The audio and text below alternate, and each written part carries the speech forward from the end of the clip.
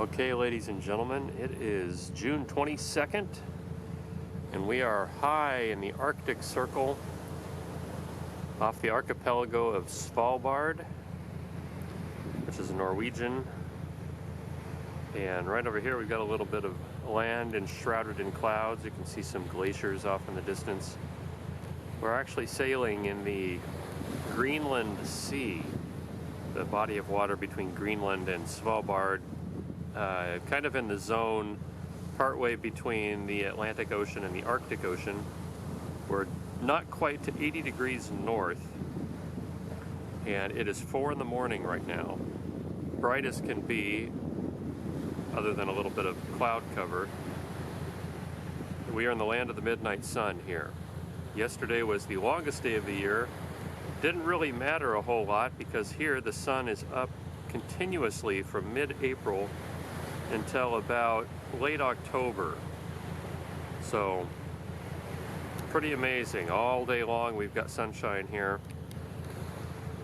We are on our way to see some walruses today. And then we're going to go do a little hiking near some glaciers. Should be a beautiful day. As we begin our virtual vacation today, we are using the vessel Ortelius. It's a very comfortable ship with an ice-strengthened hull for navigating the pack ice of the Arctic. In order to see the wild and wonderful walruses of the region, we need a way off of this big ship so we can get a closer look, and that's best accomplished using Zodiac boats that will whisk us to shore. Today, we're offloading our Zodiac for a short walk along the flat and narrow sand spit known as Sarstanken.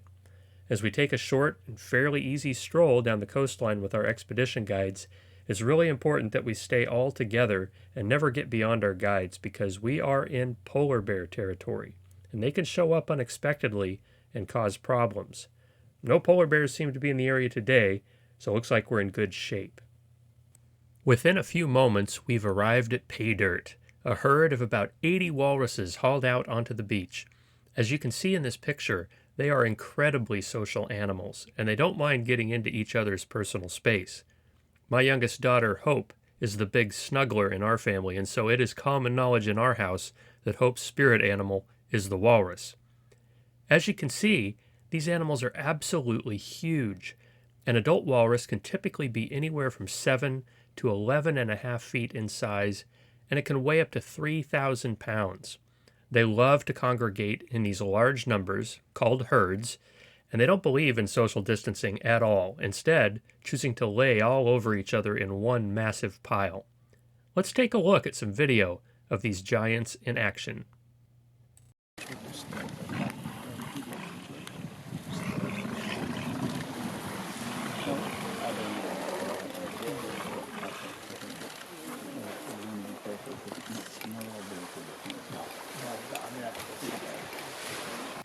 These herds are usually segregated by gender, so the guys and the gals have their own herds usually, but both genders do have tusks. Those long, ivory-colored features that walruses are so well known for are actually their canine teeth that stick out from either side of their mouth, and they can grow up to 3 feet long. Walruses use those tusks to break through the ice, and I suppose that makes sense. If you're a highly social animal, it's probably a good idea to have a couple of icebreakers handy when you all get together. Those tusks also assist the walrus in climbing out of the water and onto the ice. On occasion, they even use the tusks to defend themselves from larger predators, like orcas and polar bears, and also to establish their dominance and a hierarchy among their fellow walruses. Now, aside from their massive size and their distinctive tusks, walruses are also known for their sizable whiskers. These are actually very important features that help them when they're hunting for food underwater. Walruses are carnivores, but they're not really ferocious hunters.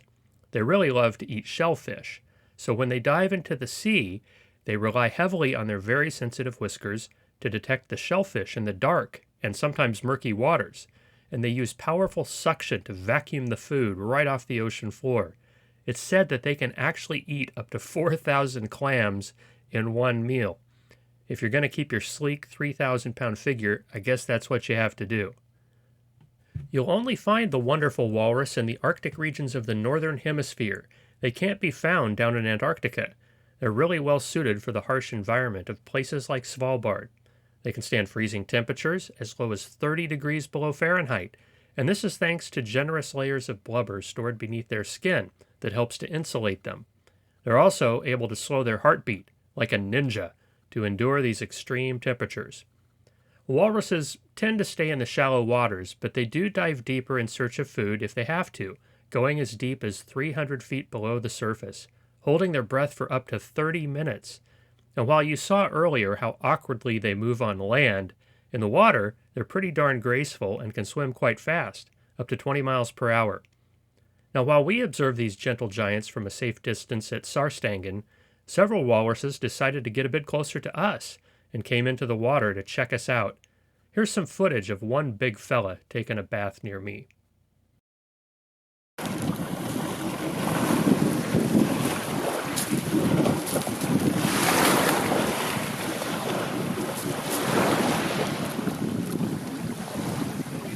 It was really quite a thrill to be so close, in the wild, to such amazing animals, and while we could have stayed here all day observing them, it was time for us to socially distance ourselves from them and return to our zodiacs for another adventure. As we continued our day, off the coast of Spitsbergen, we cruised even further north, only about 10 degrees away from the North Pole, as we landed at a place called Ingelsbukta. After using the zodiacs to come ashore, our guides scouted the area in search of polar bears, and once it was deemed safe, we enjoyed a splendid Arctic walk, viewing harbor seals near a lagoon, and even spotting a few Svalbard reindeer along the way, the smallest reindeer species in the world. Walking in this majestic landscape gave us the sense of being the only people left on the planet. Unless you're a walrus, the remote islands of Svalbard are the ideal place to practice social distancing. The cool air was invigorating as we hiked along a terminal moraine with jaw-dropping views of glaciers and a ring of spectacular mountains. Well, that about does it for this virtual vacation. I hope you enjoyed our high Arctic hijinks and learned a few new things about the amazing walrus. Thanks again for joining me on the adventure. If you enjoyed this virtual vacation and would enjoy other types of content like this, feel free to subscribe to my YouTube channel, Passport Attitude. Tell your friends about it as well. And also check out my Passport Attitude blog, where I'll be sharing a growing number of fun articles and ideas that will help you be an explorer at home and abroad.